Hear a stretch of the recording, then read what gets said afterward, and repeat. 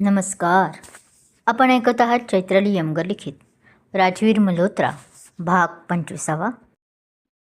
कर्जतच्या त्या पावसाळी रात्रीने क्षणिकाच्या ओटीपोटात एक नवीन आयुष्याचे बीज पेरले होते. पण त्याची जाणीव तुला अशा वेळी झाली जेव्हा तिचा हक्काचा माणूस, तिचा राज, तिच्यापासून हजारो मैल दूर गेल्यासारखा वागत होता. मेडिकल रूममध्ये शुद्धीवर आल्यावर क्षणिकाच्या डोळ्यांसमोर फक्त राजवीरचा तो कठोर चेहरा येत होता, ज्याने तिला चक्कर आल्यावरही साधे स्पर्श करण्याचे धाडसही केले नव्हते. श्री, चल, आपण जवळच्याच लाईफलाईन हॉस्पिटलमध्ये जाऊया. तुझी तब्येत मला ठीक वाटत नाही आहे, रोहितने श्रीनिकाला सावरत म्हटले. श्रीनिकाने सुन्नपणे मान हलवली. तिचे डोळे खिडकीबाहेर राजवीरच्या केबिनकडे लागले होते. राजवीर खिडकीपाशी उभा राहून खाली पार्किंगमध्ये रोहित श्रीनिकाला आपल्या गाडीत बसवताना बघत होता. त्याच्या मुठी इतक्या जोरात आवळल्या होत्या की नखं हाताच्या तळव्यात रुतली होती. त्याच्या डोळ्यातून आग ओकत होती, पण पाय साखळदंडाने बांधल्यासारखे जागच्या जागी खेळले होते. बघ राज, रोहित किती काळजी घेतोय. तू गेलास तर गज्जूभाईच्या शार्प शूटरला ट्रिगर दाबायला फक्त 1 सेकंद लागेल. तुला तुझी राणी जिवंत हवी आहे ना? मग बघत राहा हा तमाशा. सानिका त्याच्या मागे उभी राहून त्याच्या कानात कुजबुजली. राजवीरनं दातोट खाऊन स्वतःला रोखले. इकडे हॉस्पिटलमध्ये पोचल्यावर डॉक्टरांनी श्रीनिकाच्या काही रक्ताच्या चाचण्या आणि सोनोग्राफी करायला सांगितली. रोहित बाहेर अस्वस्थपणे इरझाऱ्या घालत होता. अर्ध्या तासानंतर डॉक्टर बाहेर आल्या. मिस्टर रोहित, तुम्ही पेशंटचे मिस्टर आहात? डॉक्टरांनी विचारलं. मी तिचा मित्र आहे. काय झालं आहे तिला? रोहित क्षणभर अडखळला, पण मग म्हणाला, अभिनंदन, श्रीनिका प्रेग्नंट आहे. साधारण 1.5 महिना झाला आहे, पण तिच्या शरीरात अशक्तपणा खूप आहे आणि ताण खूप घेते ती. या काळात तिला आनंदी ठेवणं खूप गरजेचं आहे. डॉक्टरांच्या चेहऱ्यावर एक स्मित हास्य आले. त्यांनी आनंदाने त्याला ही बातमी दिली. रोहितच्या पायाखालची जमीनच सरकली. श्रीनिका प्रेग्नंट आहे? राजवीर सरांचं बाळ? त्याच्या मनात आनंदापेक्षा जास्त भीती दाटून आली, कारण त्याला माहीत होतं की ज्या परिस्थितीत हे दोघं जगत आहे तिथे या बाळाचे येणं म्हणजे धोक्याला निमंत्रण देण्यासारखं आहे. रोहित आत गेला तेव्हा श्रीनिका बेडवर बसून शून्यात बघत होती. तिचे डोळे ओले होते. रोहित, तुला डॉक्टरांनी काय सांगितलं? तिने हळुवार आवाजात त्याला विचारलं. श्री, तू आई होणार आहेस. राज सरांचं बाळ तुझ्या गर्भात वाढत आहे. रोहित तिच्याजवळ बसला आणि तिचा हात हातात घेत बोलला. श्रीनिकाच्या ओठांवर एक क्षण आनंदाची लहर आली. तिने आपल्या पोटावर हात ठेवला, पण दुसऱ्या क्षणी तिला राजवीर आणि सानिकाचे ते फोटो आठवले. तिला आठवलं की राजवीर आता तिच्याशी बोलतही नाही आहे. तिचे डोळे पुन्हा भरून आले. रोहित, त्यांना हे सांगू नकोस प्लीज. त्यांना सानिका हवी असेल तर त्यांना तिच्यासोबत राहू दे. मला माझं बाळ कोणाच्याही उपकारावर वाढवायचं नाही आहे. श्रीनिका हुंके देऊन रडू लागली. वेडी आहेस का श्री? हे त्यांचंही बाळ आहे. त्यांना हक्क आहे माहिती असण्याचा. रोहितने समजावण्याचा खूप प्रयत्न केला. कसला हक्क रोहित? ज्या माणसाला मी बेशुद्ध पडल्यावर साधं बघायला येण्याची ओढ वाटली नाही, त्याला या बाळाबद्दल काय वाटणार? आणि जर गज्जूभाऊला हे कळलं तर तो या बाळालाही सोडणार नाही. मला माझ्या बाळाला या गुन्हेगारापासून लांब ठेवायचं आहे. श्रीनिकाचा आवाज ठाम होता. रोहितला तिचं म्हणणं पटलं. राजवीर सरांच्या शत्रूंना जर हे बाळ कळलं तर ते बाळ जन्माला येण्यापूर्वीच त्याचं आयुष्य धोक्यात येईल. ठीक आहे श्री, मी तुला वचन देतो. मी राज सरांना काहीही सांगणार नाही.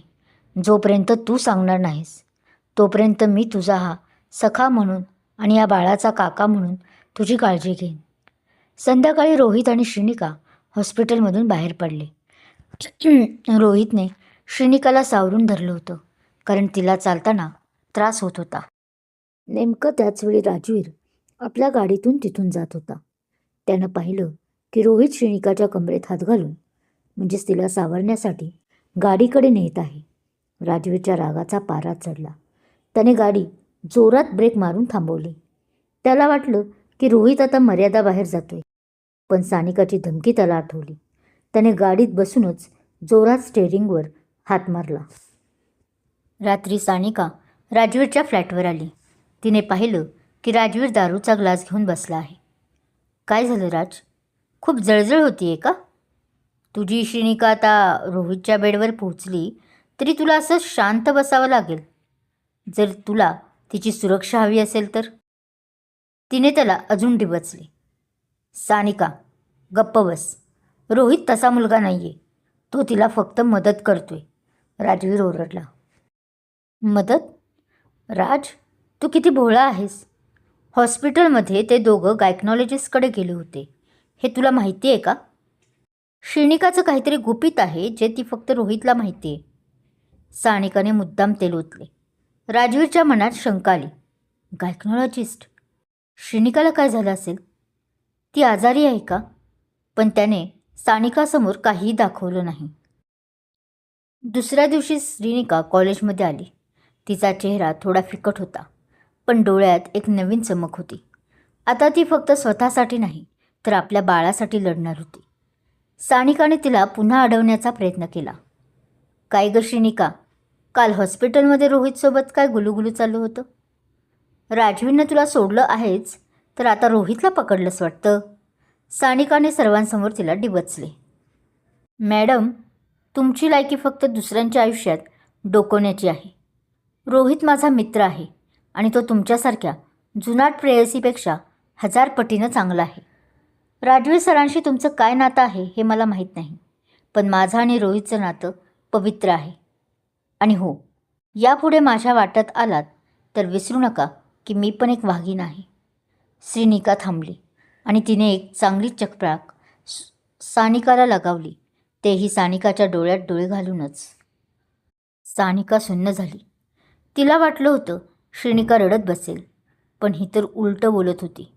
राजवीरनं लांबून हे ऐकलं आणि त्याच्या ओठांवर नकळत एक अभिमानाचं हास्य आलं. हीच तर माझी श्रीनिका आहे. राजवीरला राहवलं नाही. रात्री जेव्हा श्रीनिका झोपली होती तेव्हा तो गुपचूप तिच्या घराच्या खिडकीतून आत शिरला. त्याला ती हॉस्पिटलची फाईल बघायची होती. त्याने पाहिलं श्रीनिका शांत झोपली होती. तिच्या चेहऱ्यावर एक निरागसता होती. राजवीरने हळूच तिच्या कपाळावर हात ठेवला. I am sorry Shri. मला माहीत आहे मी तुला खूप त्रास देतोय, पण हे फक्त काही दिवसांसाठी आहे.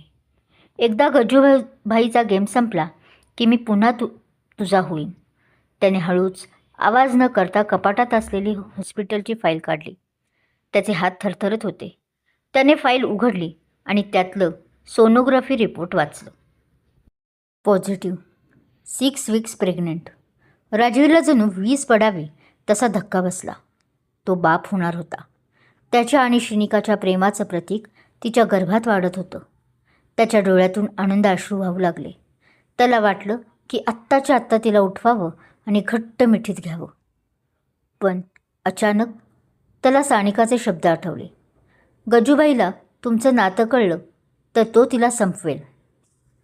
जर गजूबाईला कळलं की श्रीनिका राजवीरच्या बाळाची आई होणार आहे तर तो त्या निरागस जीवाला कधीच सोडू शकणार नाही. राजवीरला आता अधिकच कठोर बनावं लागणार होतं. त्याला स्वतःच्या बाळाला वाचवण्यासाठी स्वतःच्या पत्नीचा आणि बाळाचा तिरस्कार करण्याचं नाटक करावं लागणार होतं. राजवीरनं फाईल जागच्या जागी ठेवली आणि तो जड अंतकरणाने तिथून बाहेर पडला. बाहेर पाऊस सुरू झाला होता. जणू राजवीरच्या मनातील वेदनांना निसर्ग साथ देत होता. राजवीर वाहत तर नाही ना जात सानिकाच्या बोलण्यात. अजून किती दिवस तो सानिकाला झेलणार आहे पाहू पुढच्या भागात. बाकी आजचा भाग कसा वाटला समीक्षा करून नक्की सांगा. कथा आवडत असल्यास लाईक करा, कमेंट करा, शेअर करा आणि हो, अजूनही माझा चॅनल सबस्क्राईब केला नसेल तर सबस्क्राईब जरूर करा.